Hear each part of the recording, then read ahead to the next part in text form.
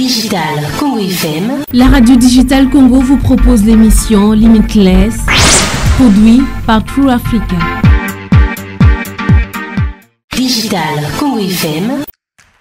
Bonjour, c'est Claude Grunitzky et je vous présente Limitless.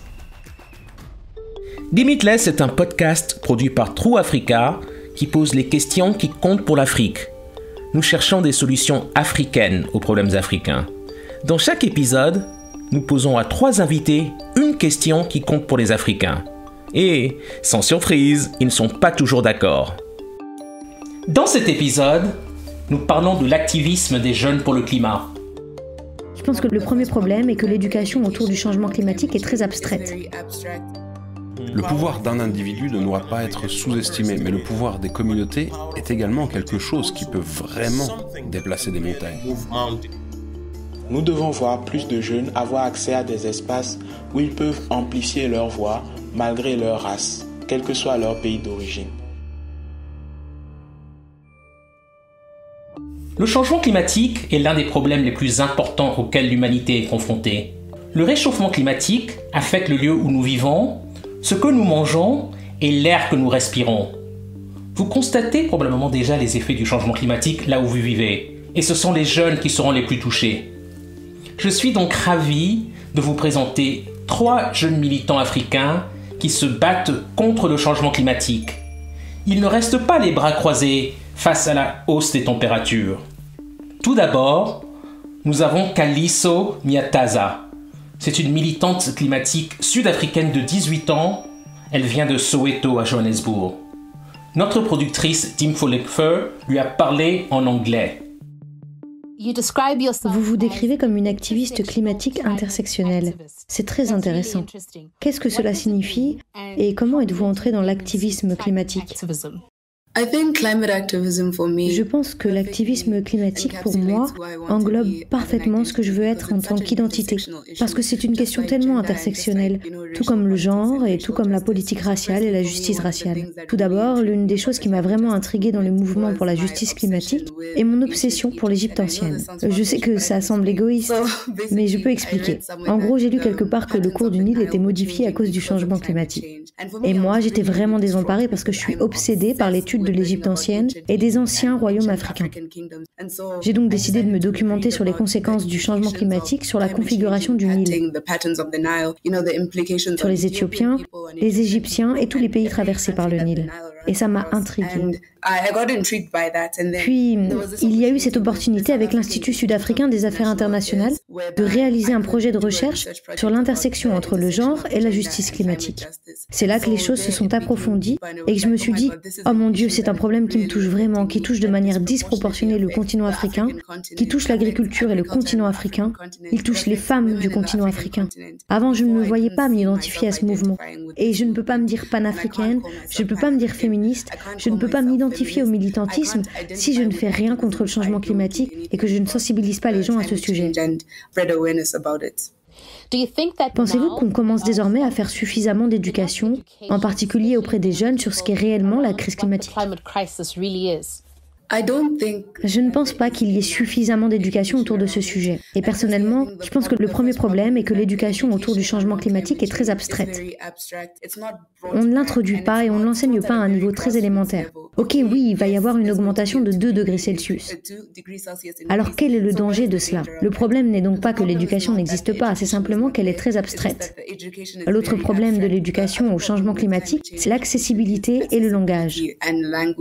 Le langage est synonyme d'accessibilité et la simplification du langage signifie que vous comprenez le contexte de cet espace. Il faut donc que l'éducation au changement climatique soit accessible dans les 12 langues officielles de l'Afrique du Sud ou que nous simplifions la façon dont nous expliquons les choses et que nous utilisions des exemples, car la réalité c'est que les gens savent que le changement climatique est en train de se produire, mais ils ne mettent pas le mot changement climatique sur les choses qui changent. C'est pourquoi l'éducation climatique doit permettre aux gens de comprendre ce qui se passe et de donner des exemples de ce qui a changé et de ce qu'ils savent avoir changé, afin qu'ils puissent comprendre. Nous savons que ce problème existe, mais nous ne savions pas que nous pouvions le relier à ce terme. Il s'agit littéralement de relier le monde pratique à ces termes, que nous terminions ce travail et que nous continuions à lutter utilisés. Vous nous avez donné beaucoup de choses à penser, mais je pense qu'il y a une dernière question. Quel conseil donneriez-vous aux jeunes qui se lancent dans ce domaine en tant que jeunes activistes climatiques? Mon premier conseil serait que vous devez prendre soin de vous. Vous ne pouvez pas prendre soin des autres si vous ne prenez pas soin de vous. Je pense qu'une chose qui a été très difficile pour moi dans mon parcours de plaidoyer a été de ne pas prendre soin de ma santé mentale chaque fois que j'en apprends sur ces choses. Parce qu'apprendre sur le changement climatique et apprendre sur la justice climatique et la transition juste, ces choses peuvent être très tristes et très décourageantes parfois. Alors prendre soin de moi et comprendre que le politique n'est pas séparé de l'intime a été très important pour prévenir l'épuisement des militants, pour le dire ainsi. Notre deuxième invité est Kemo Fati, un militant écologiste de Gambie. Il est le fondateur de Green Up Gambia, un groupe de 500 bénévoles qui ont planté plus de 24 000 arbres et reboisé plus de 15 hectares de terres dégradées. Kemo s'est d'abord intéressé à l'activisme climatique à cause de la migration. Il a vu de nombreux jeunes essayer de quitter la Gambie pour l'Europe. Son frère faisait partie de ceux qui sont partis. Nous avons échangé en anglais. Pour commencer notre conversation, j'ai d'abord demandé à Kemo pourquoi il a choisi de s'impliquer dans l'activisme climatique. Je pense donc que le besoin d'activisme climatique est né de la reconnaissance du problème que ces gens qui quittent notre pays et les terres qui se vident n'ont pas de raison de rester, parce que le seul facteur de production qu'ils ont en abondance, la terre, est endommagée. La seule façon pour ces gens de ne pas émigrer, c'est lorsque nous avons l'abondance et que nos terres sont encore bonnes. C'est là que nous avons dû nous concentrer sur les terres. Et à cause des impacts du changement climatique sur la terre, il semble que, c'est notre diagnostic, qu'une fois que nous aurons résolu les problèmes de la Terre, une fois que la Terre aura retrouvé sa capacité de production antérieure, les gens auront de meilleurs rendements. Les niveaux de revenus augmenteront et bien sûr qu'il n'y aura pas besoin pour les gens de partir parce que la plupart des facteurs d'incitation au départ sont des maisons confortables, des salaires et des emplois. Ce sont les raisons de base pour lesquelles ces gens partent parce qu'ils ne peuvent pas trouver ces choses ici. C'est ainsi que j'ai cessé de plaider simplement en faveur de la migration irrégulière, car c'est une crise en ce moment dans le Sahel et évidemment en le reliant au coût réel. Qu'avez-vous appris depuis que vous avez commencé ce voyage de militant climatique? Bien, en tant que personne, à mon propre niveau, ça m'a aidé à réaliser ce qu'est la vie.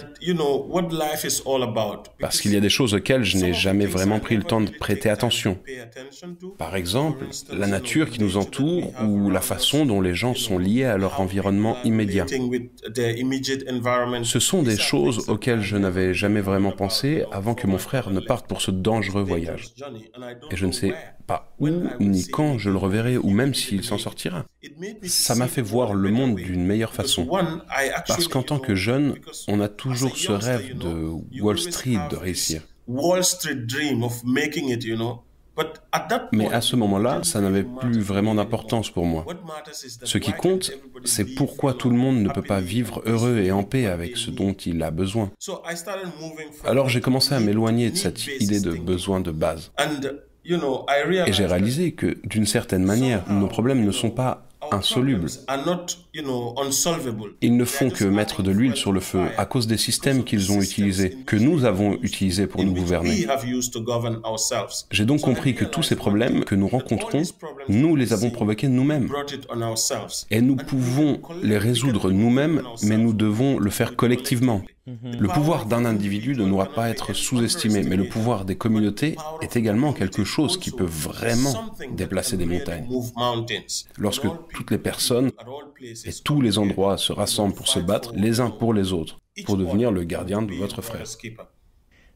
Je me demande en quoi, selon vous, l'approche de l'Afrique doit être différente de celle des autres continents sur la question du climat.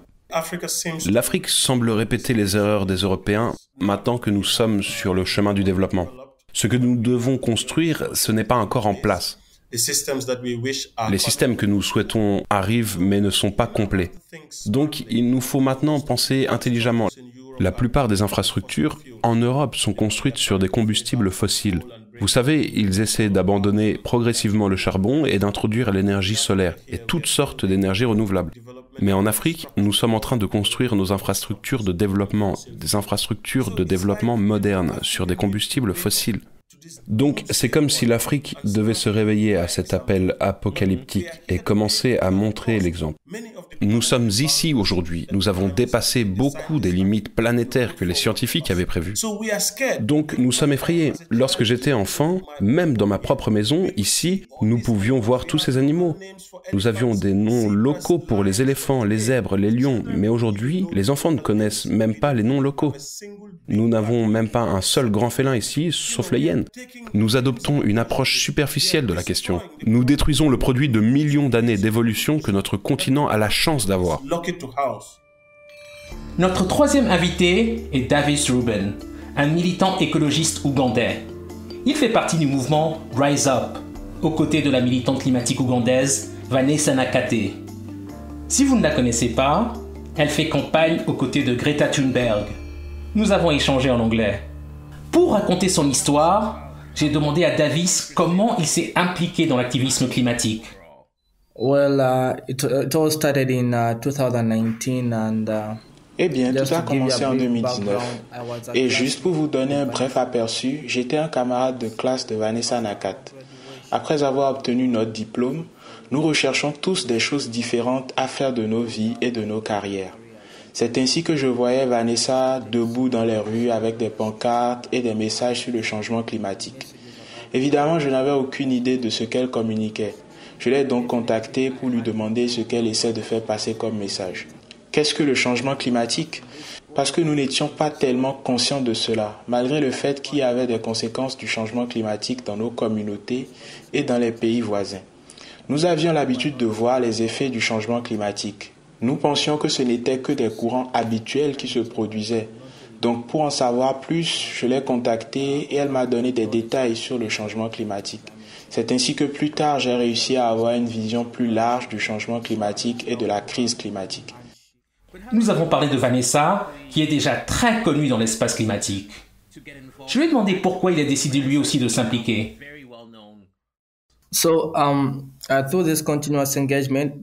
À ce moment-là, j'avais obtenu un emploi et je travaillais alors comme comptable adjoint dans une institution bancaire. Au fur et à mesure que je m'impliquais dans l'activisme climatique, j'ai compris qu'il faudrait plus de temps. Il me fallait plus de temps pour apporter des changements plus importants. Et lors du premier confinement, c'est à ce moment-là que j'ai pris une décision de changement de carrière. J'ai décidé de démissionner de mon travail et de me lancer pleinement dans l'activisme climatique. Davis est également très actif au sein du mouvement Rise Up. Je lui ai demandé de nous en parler. Notre objectif est de faire différentes campagnes qui visent à sensibiliser davantage au changement climatique. Je souhaite vous donner un exemple des campagnes précédentes que nous avons faites. Nous avons fait une campagne sur les pertes et les dommages. C'est la principale campagne menée par Rise Up Movement aujourd'hui. Et la raison pour laquelle nous nous concentrons autant sur les pertes et les dommages, c'est parce que nous croyons qu'il y a des communautés qui ont été touchées par le changement climatique. Mais il leur est très difficile de s'en remettre. Ils ont besoin d'un financement climatique. Ils ont besoin de fonds pour les aider à se rétablir. Car tout ce qui est perdu ne peut pas être récupéré. C'est donc l'objectif principal du mouvement Rise Up, d'amplifier mais aussi de sensibiliser aux différentes catastrophes qui se produisent. Pour clore notre discussion, j'ai demandé à Davis de nous parler de ce qu'il espère voir dans les prochaines années qui serait considéré comme une petite victoire pour lui et ses collègues militants.